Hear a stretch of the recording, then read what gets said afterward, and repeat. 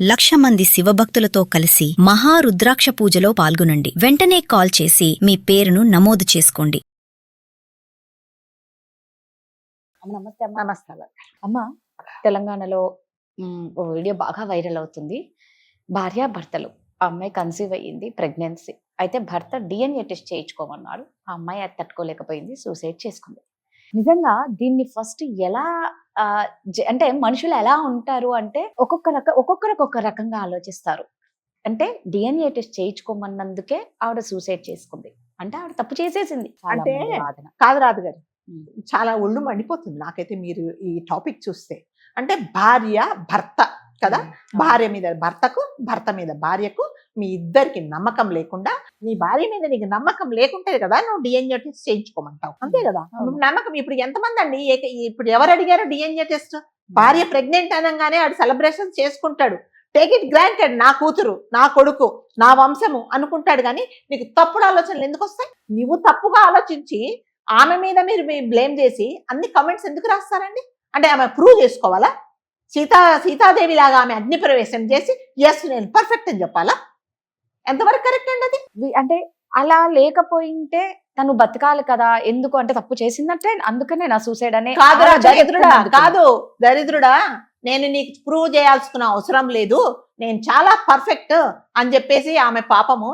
అంటే నిజంగా అంటే ఆమె సూసైడ్ చేసుకోకుండా ఇంకొక చిన్న కరెక్షన్ ఏముండిందంటే ఎస్ చేయించేసి ఇదిగో ఆ టెస్ట్ వాడి మొహాన కొట్టేసి నీ కూతురునో కొడుకునో పెంచుకోవడానికి నేను పెంచుకుంటానని ధైర్యంగా వెళ్ళిపోవాల్సింది.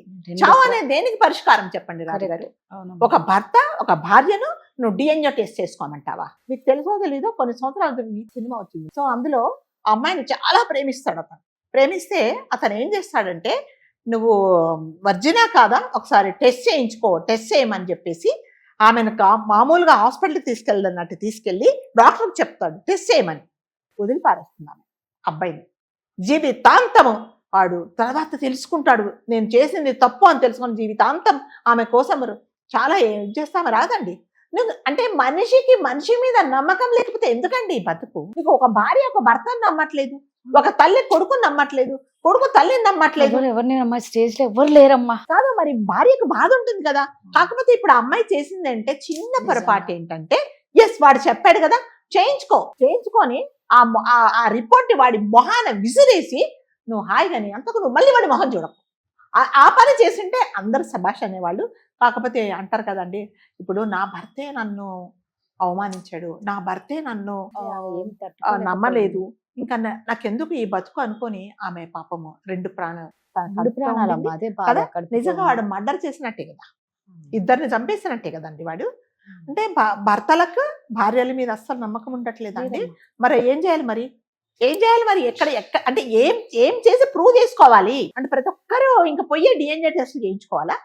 నీకే వచ్చింది ఒకవేళ సరే, అప్పుడు నీ మొహం ఎక్కడ పెట్టుకుంటావు? నీ కొడుకే సరే నీ రక్తమేని ఆ టెస్ట్ లో వచ్చిందండి రిపోర్ట్, అప్పుడేం చేస్తావు? అంటే అప్పుడు మళ్ళీ హా అనుకుంటా ఆమెతో పాటు నువ్వు సంతోషంగా ఉంటావా? మరి నువ్వు ఆమెను బాధ పెట్టినట్టు కదా. భర్తలకు భార్యల మీద నమ్మకం లేకపోతే వాళ్ళు ఎవరికి చెప్పుకుంటారండి? నీకు తెలీదా? మీ ఇద్దరు కాపురం చేస్తేనే ఆమెకు ప్రెగ్నెన్సీ వచ్చిందని తెలుసా తెలీదా? నీకు ఆ నమ్మకం లేదా? అట్లాంటి నువ్వు రేపు రోజు పొద్దున్న లేచి బయటే తిరుగుతావు. మరి ఆమె రోజు వచ్చినప్పుడల్లా నీకు రాత్రిపూట ఏం చేసి టెస్ట్ చేయాలా? నువ్వు ఎవరి దగ్గర కన్నా వచ్చి వెళ్ళొచ్చావా లేదని టెస్ట్ చేయాల్సిందే కదా మరి, అంతే కదండి. ఇప్పుడు ఆడవాళ్ళకి కాబట్టి ప్రెగ్నెన్సీ వచ్చింది కాబట్టి నువ్వు డిఎన్ఏ టెస్ట్ అంటున్నావు. మళ్ళీ ప్రతిరోజు మగవాళ్ళు పొద్దున్నే వెళ్తారు, బ్యాగ్ పుచ్చుకొని రాత్రికి వస్తావు, మీటింగ్లు అంటావు, లేకపోతే టీమ్ పార్టీలు అంటావు, ఇంకొకటి అంటావు. అనుమానించే భార్యలుంటే ఇంటికి రాగానే ఫస్ట్ నీకు ఒక టెస్ట్ కిట్ పెట్టాలి అక్కడ, నువ్వు పర్ఫెక్ట్ ఉన్నావా లేదా అనేసి, అంతే కదా మరి. అది పాయింటా కాదా చెప్పండి? ఇప్పుడు నువ్వు ప్రెగ్నెన్సీ వచ్చింది కాబట్టి నా భార్యకు డిఎన్ఏ టెస్ట్ చేయించుకో, అప్పుడైతే నేను నా కొడుకో నా కూతురో నేను నమ్ముతాను, నా వల్లే ప్రెగ్నెన్సీ వచ్చిందని చెప్పావు. Yes perfect. మరి నీ గురించి ఏంటి? నువ్వు పొద్దున వెళ్ళావు కదా, రాత్రి వచ్చావు, మరి ఏ తిరుగుళ్ళు తిరిగావో, ఎక్కడిక్కడికి వెళ్ళొచ్చావో, మరి ఇక్కడ మేమే టెస్ట్ కిట్ పెట్టాలి ఇక్కడ ఇంట్లోకి నువ్వు రాకముందు, నువ్వు బెడ్రూమ్లోకి వచ్చే ముందు మరి టెస్ట్ చేయాలి కదా నీకు. మరి ఇది ఎవరు అడుగుతున్నారండి? అని చెప్తున్నా కదా, నరము లేని నాలుక తలలో ఈ జనాలకు ఏమవుతున్నాయంటే మైండ్ పోయి అంత పురుగులు తిరుగుతున్నాయి అనమాట. ఆ పురుగులు ఎటు తెలుస్తున్నాయో ఏం చేస్తున్నాయో ఏంటో తెలియకుండా ఇష్టం వచ్చినట్టు మాట్లాడేసి ఇష్టం వచ్చినట్టు ఒక ఆడపిల్లను అవమానించేసి ఆమె క్యారెక్టర్ను నువ్వు ఇది చేసి ఆమె ఒక కడుపుతో ఉండామె సూసైడ్ చేసుకుంది అంటే ఆమె ఎంత క్షోభ అనుభవించుండి చెప్పండి. ఆమె అనుకుంటుంది నేను ఎవరికి వెళ్ళి నిరూపించాలి, నేను అంటే నా భర్తకు నా మీద నమ్మకం లేనప్పుడు నాకు ఎందుకు అనుకొని ఆమె వెళ్ళిపోయిందండి. మళ్ళీ చెప్తున్నా, ఆమె చేసింది కరెక్ట్ అని నేనైతే చెప్పనండి, అది పొరపాటు. నువ్వు నిరూపించు. ఏమని నిరూపించాలి? నువ్వు సాటిస్ఫై అవ్వడానికి మళ్ళీ నేను రేపు ఆ సర్టిఫికేట్ పెట్టుకొని నీతో కాపురం చేయడానికి, నీతో కలిసి ఉండడానికి కాదు, ఆ సర్టిఫికేట్ తీసుకెళ్ళి నీ మొహాన లేకపోతే నీకు ఇంజెక్ట్ చేసింటారు చూడు ఎవరో, నీ తల్లిదండ్రులు లేకపోతే నీ తాత మామలో లేకపోతే ఇంకా ఎవరో నీ చుట్టపక్కల వాళ్ళందరి మొహాన అందరికి ఒక జిరాక్స్ కాపీ పారేసేసి నువ్వు హాయిగా నువ్వు బతకాల్సింది. నిజమమ్మా, ఎందుకంటే అన్యం పుణ్యం మెరుగన పసిబిడ్డ లోపల ఒళ్ళు మండిపోదా అండి ఇలాంటివి జరుగుతూ ఉంటే? అంటే మగవాళ్ళకి ఏం టెస్టులు చేయాలి? మీరు పొద్దున్న లేచి రాత్రి తిరుగుతారు, క్యాంపులను వెళ్తారు కదా, ఎక్కడికెక్కడికో వెళ్తారు. నా భార్య నన్ను అవమానిస్తుంది అంటే నీకేం టెస్ట్ చేయాలి? ఆడవాళ్ళ కదా నువ్వు డిఎన్ఏ టెస్ట్ చేసావు. పోనీ పెళ్లి కాకముందు అంటే మరి ఇప్పుడు ఈ అదేంటి కన్యా లేదా అనేది కాదా, వర్జినా కాదా అని కూడా టెస్ట్ చేయించుకుంటారు. మరి నీకేం టెస్ట్ చేయాలి దరిద్రులారా? మీకు అందరికి ఏం టెస్ట్ చేయాలా? మీకు ఎవరు ఇవ్వాలా సర్టిఫికేట్?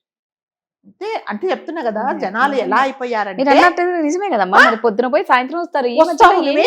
మాకేం తెలుసు అందరి గురించి అన్నట్లే నిజంగా ఇట్లాంటి ఇప్పుడు ఆడవాళ్ళకంటే భగవంతుడు సృష్టికి ప్రతి సృష్టి చేసే శక్తిని భగవంతుడు ఆడవాళ్ళకు మాత్రమే ఇచ్చాడు. మీరు ఎన్ని చేసినా ఎన్ని కోట్లు సంపాదించినా మీరు పిల్లల్ని కనలేరు. ఆడవాళ్ళకు మాత్రమే ఆ భగవంతుడు అది ఇచ్చాడు.